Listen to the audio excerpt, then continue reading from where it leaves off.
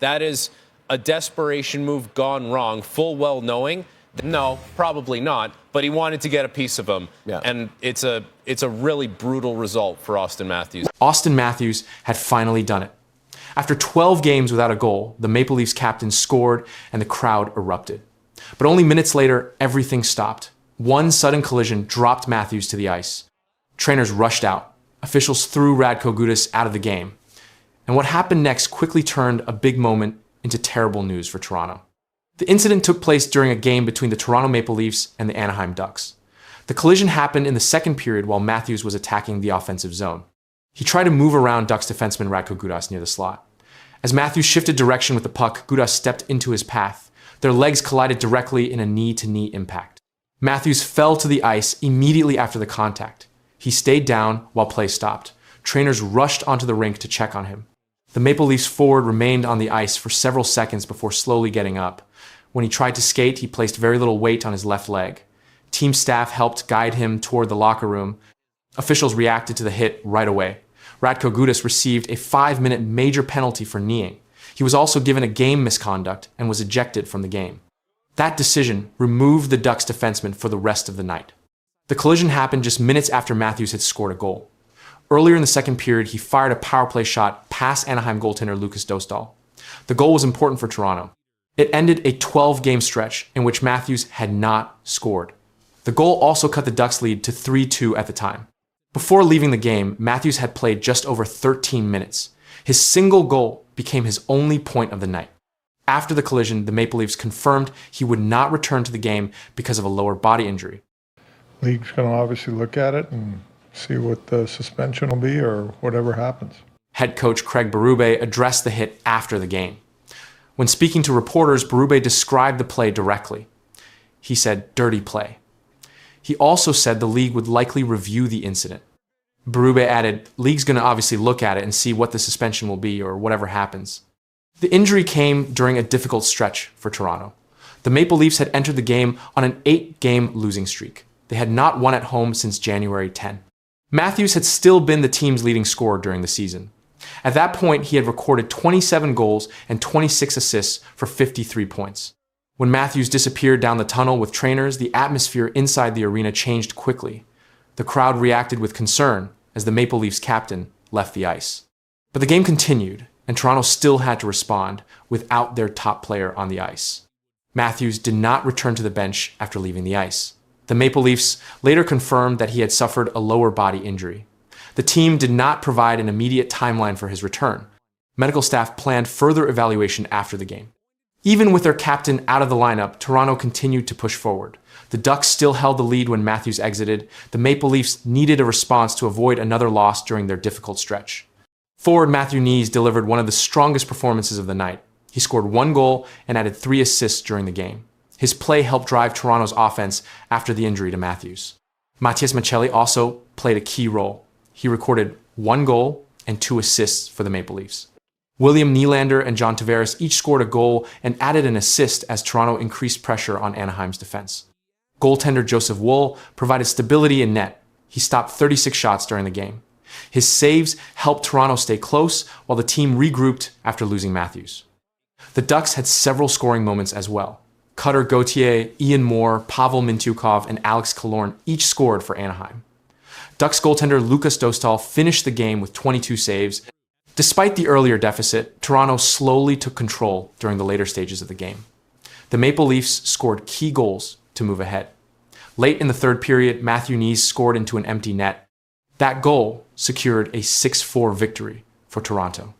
The win carried extra importance for the Maple Leafs. It ended the team's 8-game losing streak. The victory also became Toronto's first home win since January 10.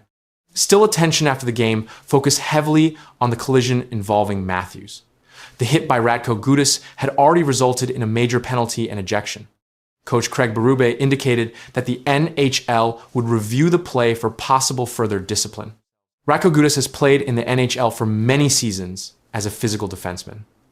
His career has included several suspensions related to hits and on-ice incidents. The league now had the option to examine the knee-on-knee collision through the Department of Player Safety. For Toronto, Matthews remained the central player in their offensive lineup. At the time of the game, his season total stood at 27 goals and 26 assists. His earlier power play goal had just ended a 12-game scoring drought. Moments later, the collision forced him out of the game. And as the Maple Leafs celebrated the victory, uncertainty remained around the condition of their captain and leading scorer. They definitely had, the play in the first for sure. Had the puck.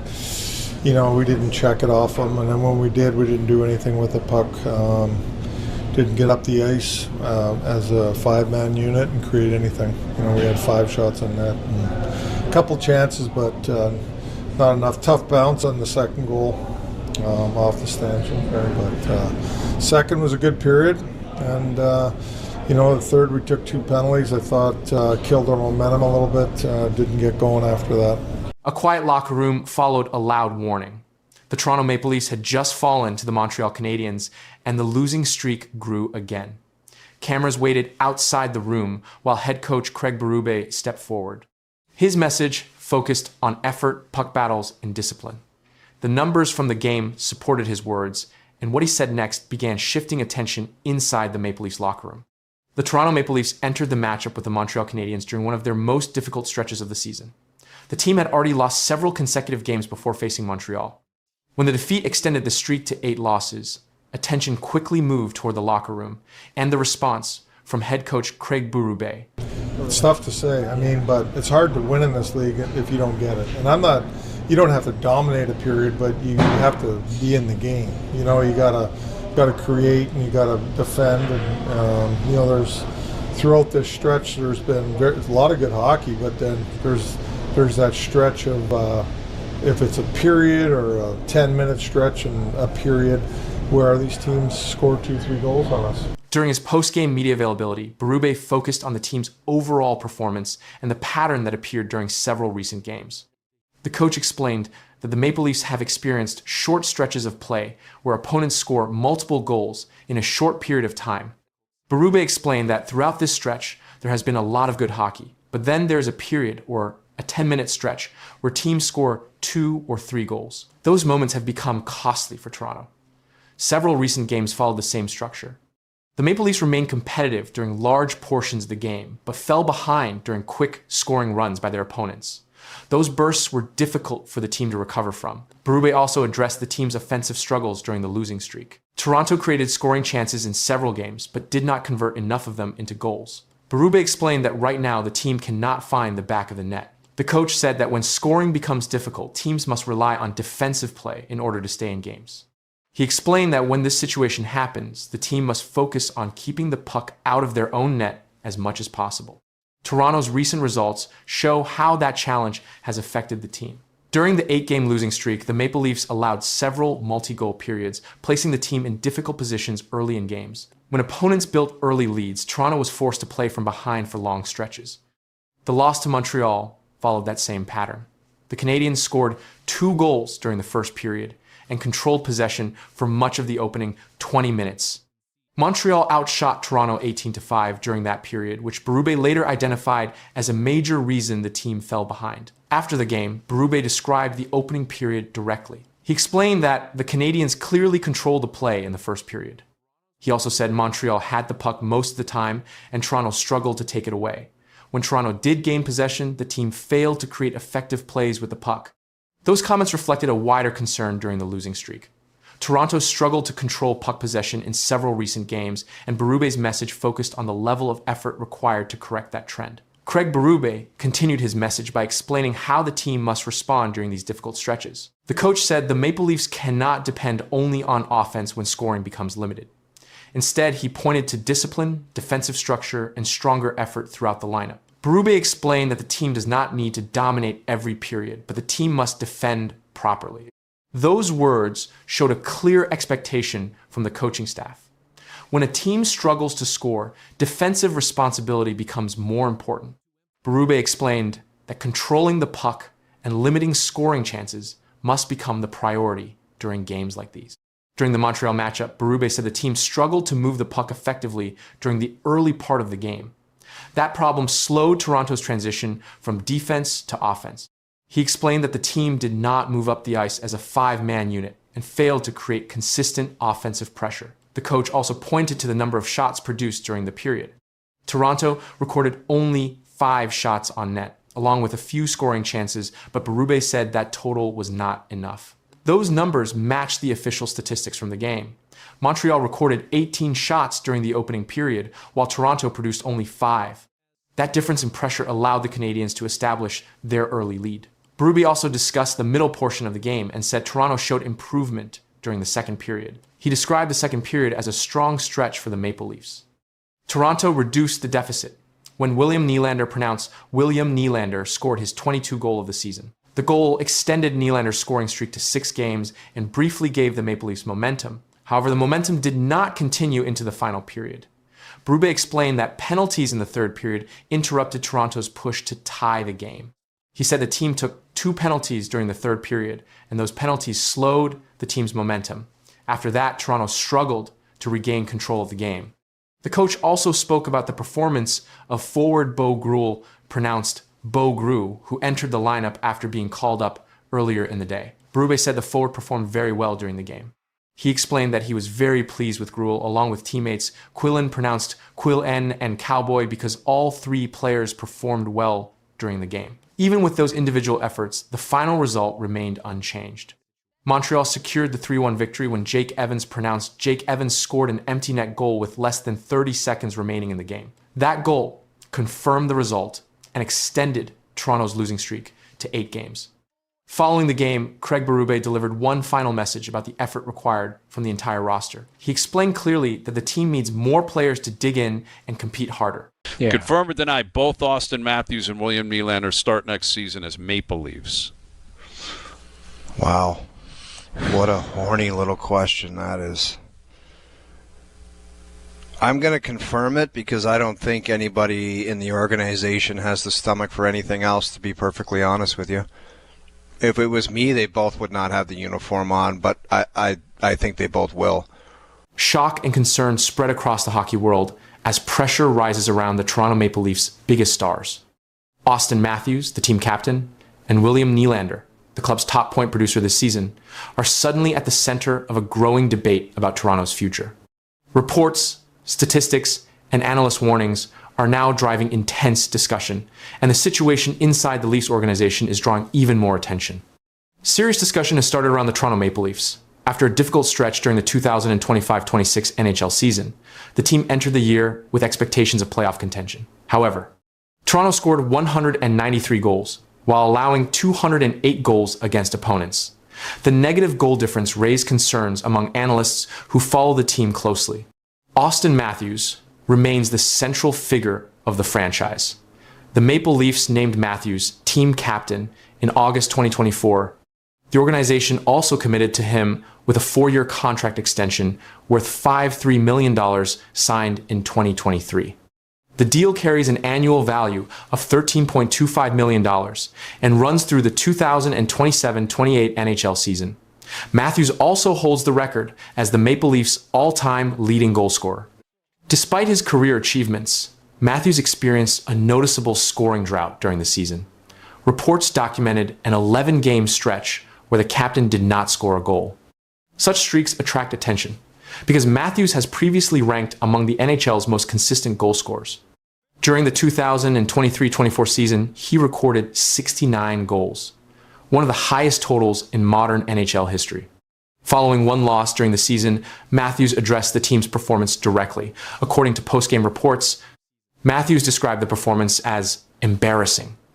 The comment circulated widely across hockey coverage because it came from the team captain during a difficult period for the club. Captains often speak publicly after losses, and Matthews' statement reflected frustration inside the locker room. While Matthews faced scoring challenges, William Nylander continued producing offense for Toronto. Nylander recorded 55 points during the same stretch of the season. His total included 36 assists, which ranked among the highest numbers on the Maple Leafs roster. The production confirmed his role as one of the team's most important offensive players. Nylander also addressed the team's situation during media discussions. When speaking about the difficult stretch, Nylander said the team was trying to stay positive while working to improve results. His comment appeared in coverage discussing the Maple Leafs' attempt to recover from recent losses. The remarks showed how players inside the organization were responding publicly during the season. At the same time, changes appeared in the team's lineup. Head coach Craig Barube separated Matthews and Nylander onto different lines during games. Coaches often make such adjustments when searching for new scoring combinations. The decision became another major talking point in coverage surrounding the Maple Leafs. Discussion around the Maple Leafs intensified further after comments from NHL analyst Paul Bissonnette. During a segment discussing Toronto's long-term outlook, Bissonnette warned that the franchise could face a rebuild if Auston Matthews ever left the organization. The statement quickly spread across hockey media platforms. Analysts began examining how much of the team's structure depends on the presence of its captain. Matthews has been the centerpiece of Toronto's roster since entering the league in 2016. The forward won the Hart Memorial Trophy as the NHL's most valuable player in 2022. He also won the Rocket Richard Trophy multiple times as the league's top goal scorer. These achievements placed Matthews among the most productive players in the NHL during the past decade. Because of that record, any change in Matthews' performance immediately becomes a major topic in league coverage. The 11-game goal drought reported during the season received strong attention from hockey reporters. Matthews finished the stretch with 26 goals during the season. While still a strong total, it marked a slower pace compared with his previous record-setting seasons. During the same period, William Nylander remained one of the most reliable offensive players for Toronto. Nylander's 55 points placed him among the team's leaders in scoring. His 36 assists showed consistent involvement in goal creation. Playmaking statistics, like assists, often indicate a player's ability to drive offense across different line combinations. Toronto's coaching staff continued searching for answers as the season progressed. Head coach Craig Barube adjusted forward lines several times during games. One of the most discussed changes involved separating Matthews and Nylander into different units. Coaches often separate star players to distribute scoring ability throughout the lineup. The move signaled an attempt to generate offense across multiple lines. The Maple Leafs organization also remains financially invested in both players. Matthews' contract runs through the 2027-28 NHL season with an annual value of $13.25 million. Nylander signed an 8-year contract extension worth $92 million in January 2024. That agreement carries an annual value of $11.5 million and extends through the 2031-32 season. Large contracts for star players often increase attention during periods of inconsistent results. The Maple Leafs continue to build their roster around elite forwards, including Matthews and Nylander. Both players entered the league during Toronto's rebuilding period and played key roles in the team's return to regular playoff appearances.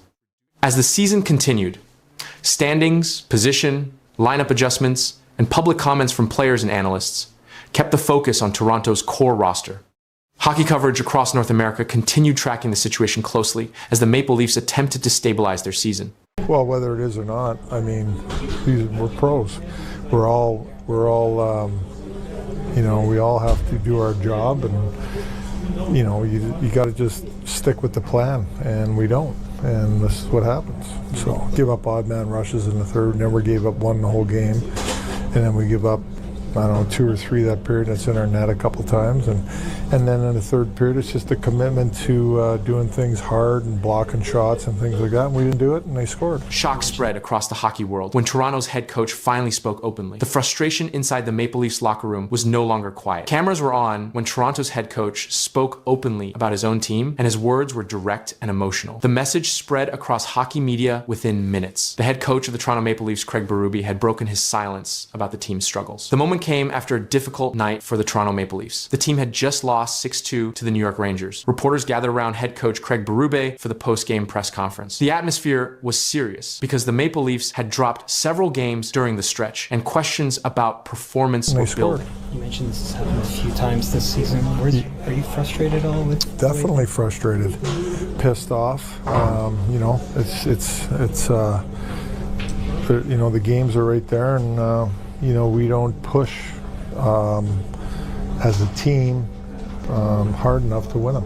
Barube answered those questions with direct language. He told reporters, "I'm definitely frustrated and pissed off." The comment was reported by Maple Leafs Shot Stove during coverage of the team's losing streak. The statement quickly spread through hockey media because coaches often avoid using such blunt words about their own roster. Barube did not avoid the issue. He continued explaining what he saw during recent games. According to Barube, the Maple Leafs were not far away from winning many of those matches. The team showed strong play for large parts of the game. However, the coach said the final push was missing, and he explained this clearly during the same press conference. Barube told reporters, "The games are right there, but we don't push hard enough to win them." That quote became one of the most repeated lines from the media session. It reflected the coach's belief that effort late in games was the biggest problem. The loss to the Rangers showed the pattern he described. Toronto competed early in the game. The team created scoring chances and kept the score close, but the momentum changed later. The Rangers increased their pressure during the third period. They scored multiple goals and pulled away on the scoreboard. Barube pointed directly to that part of the game. He said the team wasn't ready to play the right way in the third period. His statement focused on how the Maple Leafs handled the final stage of the match. According to the coach, the structure and intensity dropped during those minutes. The comments from Craig Barube came during his first season leading the Toronto Maple Leafs. The organization hired him in May 2024 after searching for a coach with championship experience. Barube brought a strong reputation from his time with the St. Louis Blues. In 2019, he guided the Blues to victory in the Stanley Cup final. That title became the first Stanley Cup in the history of the Blues franchise. Because of that record, Toronto expected Barube to bring discipline and structure to the roster. The Maple Leafs already had high-profile talent. One of the most important players on the team is captain Auston Matthews. Matthews has been one of the NHL's top goal scorers in recent seasons. He won the Hart Memorial Trophy in 2022 as the league's most valuable player. As Captain Matthews carries responsibility inside the locker room and on the ice, the Maple Leafs front office is led by General Manager Brad Treliving. Treliving manages roster decisions and long-term planning for the team. His role includes building a lineup capable of competing for the Stanley Cup. When results fall below expectations, attention often turns toward the front office and coaching staff. During the press conference, Barube did not focus on individual players. Instead, he described the issue as a team-wide problem. His explanation centered on consistency. According to the coach, the Maple Leafs showed strong hockey during parts of the game, but failed to keep the same level of play through all three periods. Barube explained that the team sometimes lost momentum when something went wrong during a game. If the opponent scored, the Maple Leafs struggled to respond with the same energy. That situation allowed opposing teams to gain control of the pace. The Rangers game provided a clear example as New York increased its scoring during the final period. The Maple Leafs compete in the Atlantic Division of the NHL's Eastern Conference. The division includes teams such as the Boston Bruins, the Florida Panthers, and the Tampa Bay Lightning. Each season, the standings remain tight. Small stretches of wins or losses can quickly change a team's position. That context made Barube's message important inside the organization. His statements focused on correcting the details that decide close games. The coach repeated that many recent matches were within reach, but without stronger effort in the final minutes, the results continued to move in the wrong direction as the season progressed.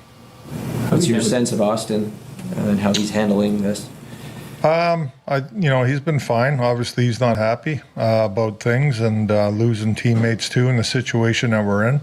He's like everybody else. Nobody is happy with that. But like I said, we can't change that. We only can go forward here, and what we do on the ice is important, and how we play is important. The pressure on Auston Matthews is reaching another level in Toronto. The Toronto Maple Leafs captain has been one of the NHL's most reliable scorers for years, and the team's recent struggles have placed him directly at the center of a growing controversy. Comments from management and reactions across hockey media have only increased the attention, and now the story around Matthews is taking another turn. The recent struggles of the Toronto Maple Leafs have pushed team captain Auston Matthews into the center of a growing discussion across NHL media. Toronto entered the season with high expectations after several strong offensive seasons led by Matthews. He previously recorded multiple 50-goal seasons and won the Rocket Richard Trophy as the league's top goal scorer. Because of those numbers, Matthews has remained one of the most visible players in the NHL. During the current stretch of games, Toronto lost several key matchups and slipped in the standings, and the drop in results increased pressure on both the coaching staff and the team's core players. As Captain Matthews became the primary focus of that attention, his scoring pace slowed compared to earlier parts of the season, and analysts began tracking his production during each game of the losing run. The situation drew direct comments from Toronto Maple Leafs general manager Brad Treliving. During an interview covered by Maple Leafs media outlets, Treliving addressed Matthews' performance and the broader team structure. Treliving said Auston is entering his prime, but the team needs to find ways to support. The statement shifted part of the conversation toward the roster around Matthews, rather than placing responsibility on the captain alone. Treliving's remarks also confirmed that the organization still views Matthews as a central player in Toronto's long-term plan. Matthews signed a major contract extension with the Maple Leafs, keeping him as the face of the franchise for the coming seasons. His role as captain places him at the front of both the team's offense and its public leadership during difficult periods. Matthews responded to the losing stretch during interviews following recent games, and he spoke about the team's need to regain momentum as the schedule continued. Matthews said the team must focus on effort and compete harder every night, and he also explained that players needed to control what we can control and keep pushing. Those comments reflected the message coming from the Leafs captain as the team attempted to recover points in the standings. As the losing stretch continued, the discussion around Auston Matthews moved beyond scoring numbers and into leadership. Matthews became captain of the Toronto Maple Leafs before the start of the current season, which placed him in the role of the main voice for the team during both wins and losses. That position carries responsibility inside the locker room and also in front of the media. During the recent slump, Matthews continued appearing in post-game interviews where questions focused on the team's performance and direction. At the same time, Toronto's position in the standings became another measurable part of the story. The Maple Leafs had entered the season expected to compete near the top of the Atlantic Division, but instead, the team dropped several games in a short span, which reduced their margin in the playoff race. Each loss increased pressure on the roster and coaching staff as the schedule moved forward. Brad Treliving addressed the situation again while discussing the team's overall performance. In the same coverage where he spoke about Matthews, Treliving said the situation hasn't worked right. His comment referred to the team's results during the losing run, and the general manager avoided blaming a single player and instead pointed to the broader structure of the roster and the need for better results across the lineup. While those remarks circulated through hockey media, another topic surrounding Matthews appeared in reports. A former Maple Leafs player criticized Matthews for using an iPad on the bench during games. The device is commonly used by players and coaches to review shifts and analyze plays during NHL games. However, the criticism gained attention after the former player described the habit by saying it was like an addiction, and the comment quickly spread across hockey discussion platforms. The reaction added another layer of attention around the Leafs captain during the same stretch of games. Matthews remained one of the most productive players on the roster, despite the team's results. His career statistics still place him among the league's leading goal scorers over the past several seasons, and because of that history, every game during the slump drew closer analysis of his shots, scoring chances, and time on ice. At the same time, the Maple Leafs faced issues across several parts of their lineup. Defensive breakdowns allowed opponents to score multiple goals in recent games, and offensive support from other lines also declined during the stretch. Those factors combined to create the results that pushed the team further down the standings. Inside the locker room, Matthews continued delivering the same message about effort and response, but with every loss added to the schedule, pressure surrounding the captain and the Maple Leafs organization continued to grow.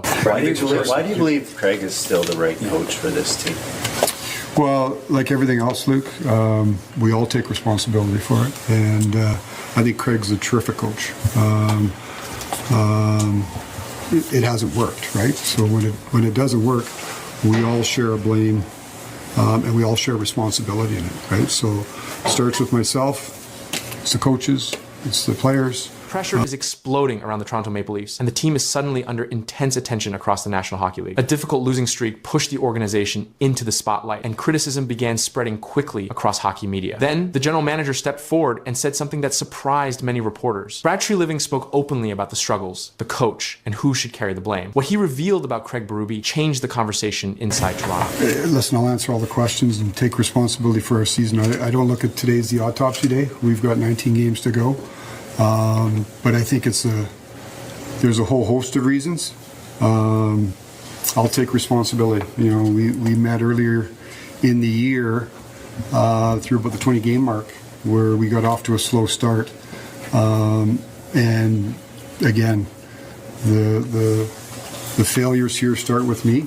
The Toronto Maple Leafs entered the season with strong expectations, and the roster included Captain Auston Matthews, Mitch Marner, William Nylander, and John Tavares. The organization expected to compete near the top of the Atlantic Division. Instead, the team fell into a difficult stretch that raised concern across the league. During that stretch, the Maple Leafs lost several games in a short period, and the team struggled with consistency on both offense and defense. Injuries also affected the lineup, which created even more problems for the coaching staff. Forward Auston Matthews missed games earlier in the season with a lower body injury, while William Nylander also missed time because of injury concerns. Defenseman Chris Tanev was ruled out for a significant period because of a groin injury. These absences created instability in the roster while the team was already trying to recover from losses. The situation placed heavy attention on the coaching staff. Craig Barube was in his second season as head coach of the Maple Leafs. Barube joined Toronto after previously coaching the St. Louis Blues, and in 2019, he led the Blues to the Stanley Cup championship. His reputation in the National Hockey League is connected to physical hockey and very direct communication with players. As the losses continued, questions started appearing in media coverage about the future of the coaching staff. Reporters asked whether Toronto might consider another coaching change if the results did not improve. That question quickly became the main topic surrounding the team. General manager Brad Treliving addressed the issue during a media availability with reporters. He began by acknowledging the team's poor start to the season, and he accepted responsibility for the situation. Treliving told reporters, "We are not where we want to be or where we believed we would be, and we have underperformed, and I take responsibility." The statement immediately shifted attention toward management accountability, because in the National Hockey League, the general manager is responsible for building the roster and making major decisions about the coaching staff and player contracts. Treliving's comment placed part of the responsibility directly on the front office. Reporters then asked about head coach Craig Barube because speculation had started that the losing streak could put Barube's position at risk. Treliving responded by defending the head coach and explaining that the organization still believed in his leadership. Treliving told reporters Craig did not become a bad coach overnight. He also explained that solving the problem would require effort from the entire organization, including the players, the coaching staff, and management. Treliving said, "The way out of it for me is not pointing fingers, but digging in together, and I have all the faith in the world in him." Those remarks made it clear that management was not placing the blame on the coach alone. The message from the front office was direct, and the Maple Leafs would attempt to correct their performance as a group. However, the head coach did point to problems with execution during game. Barube explained that coaches can provide systems and instructions, but the players must supply intensity and competitiveness during each shift. His comments focused on what he believed the team needed to change immediately. Barube told reporters they have to bring the heart and competitiveness that is needed, and they have to bring that, and they have to want to bring that. The coach also explained that emotional speeches alone cannot fix performance problems on the ice, and he described the limits of coaching influence once a game begins. Barube said, "We can bring the X's and O's, and I can go in there and yell and scream at them all I want, but that does not do anything either." Those remarks highlighted clear frustration inside the coaching staff. According to Barube, the team was not playing the type of hockey required to win games in the National Hockey. The coach pointed to decision-making with the puck as one of the key problems during the losing stretch. Barube explained that the team needed to simplify its style of play, and he said the Maple Leafs were trying to make complicated plays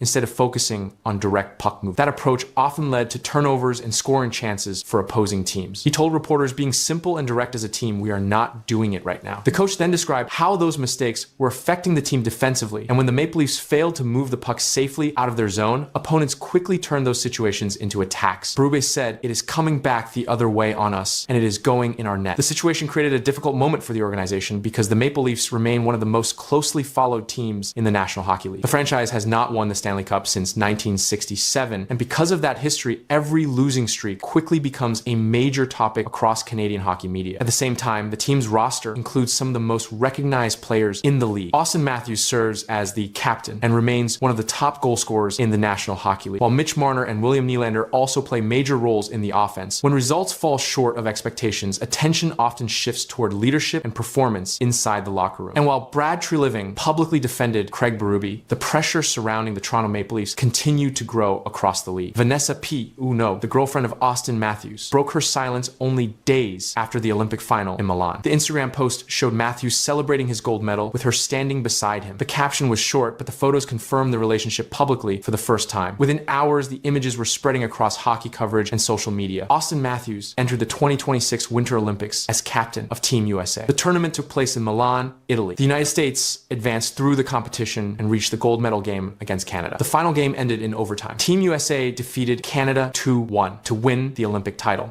The victory delivered the first Olympic gold medal for the United States men's hockey team in 46 years. Matthews played an important role during the tournament. He recorded 3 goals and 4 assists across the Olympic Games. His performance placed him among the leading contributors for Team USA during the event. Images from Milan showed Matthews celebrating the victory with teammates on the ice. The medal ceremony followed the final game. Matthews stood at center ice wearing the gold medal around his neck. At that moment, the story surrounding Matthews Matthews, focused on the Olympic victory. But only a short time later, another development appeared online. Vanessa P. Uno posted photos on Instagram from Milan. The images showed Matthews standing beside her while still wearing the Olympic gold medal. The post included a short caption, "A month to remember forever." The photos confirmed something that had not been publicly discussed before. They showed Matthews and P. Uno together during the Olympic celebration. The images spread quickly across hockey coverage and social media platforms. Fans began sharing the photos soon after they appeared online. For many followers of the Maple Leafs captain, the post represented the first public confirmation of the relationship. And that is where the story connects back to the title. Because the moment fans describe as PU, no breaking silence, came directly from that Instagram post. Matthews had rarely spoken publicly about his personal life. Earlier reports had linked him to Emily Rutledge, a therapist based in California. However, Matthews had not publicly discussed that relationship in detail. Because of that history, the Milan photos stood out. They showed a personal moment that had not been visible before. The Olympic tournament had just ended. Team USA had just defeated Canada in the final, and Matthews had just stood on the ice holding a gold medal. Then the photos appeared online. They showed Matthews smiling while standing beside P. Uno during the celebration in Milan. The Olympic medal remained visible in several of the images. Fans quickly began reacting in the comment section of the post. Many congratulated Matthews for both the Olympic victory and the moment shared in the photo. The reaction spread quickly across sports media outlets. But there was another reason the moment gained attention. Matthews has built a reputation for keeping his personal life private. Throughout most of his NHL career, he has focused public attention on hockey. That approach made the Milan photos unusual. They showed a side of Matthews that had rarely appeared publicly before. And that brings the story back again to the title. Because the post from P. Uno acted as the first public confirmation of the relationship. The caption remained simple: "A month to remember forever." The message referred to the period surrounding the Olympic tournament. But the images also showed the celebration that followed the gold medal victory. At the same time, Matthews continued preparing to return to the NHL schedule. The Olympic tournament took place during a break in the NHL season. After the event ended, Matthews returned to Toronto to rejoin the Maple Leafs. The NHL schedule resumed soon after the Olympic Games concluded. Matthews entered the Olympic break as one of the leading offensive players on the Maple Leafs roster. During the 2025-2026 season, he recorded 26 goals and 25 assists in 55 games. Those numbers placed him among the team's top scorers. Earlier in January 2026, Matthews had also reached a major milestone with the franchise. He scored his 421st career goal for the Toronto Maple Leafs. That goal made him the all-time leader in goals for the organization. The previous record belonged to Mats Sundin. Matthews reached the milestone in 664 NHL games. The achievement strengthened his role as one of the most important players in the history of the franchise. Matthews also carries one of the largest contracts in the league. His deal with the Maple Leafs carries an annual value of $13.25 million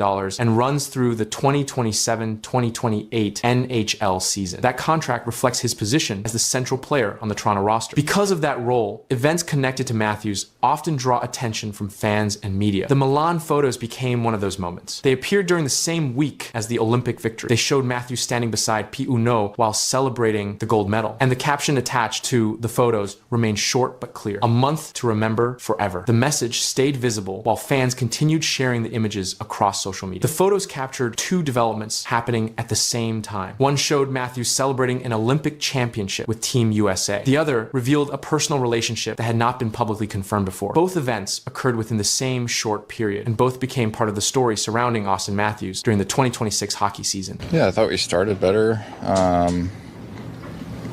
I don't know. I mean, just kind of lost it there. Just really disconnected throughout all three zones, and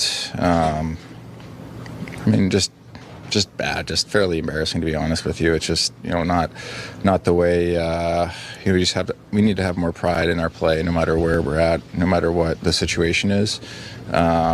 We just have to have more pride in our game, and we didn't have that tonight. Shockwaves hit the Toronto Maple Leafs locker room after a crushing 5-2 loss. Cameras were still rolling when the captain stepped forward and said words that no one expected to hear. Auston Matthews did not hold back. He called it fairly embarrassing. In that moment, everything shifted, and what he said next sent a stronger message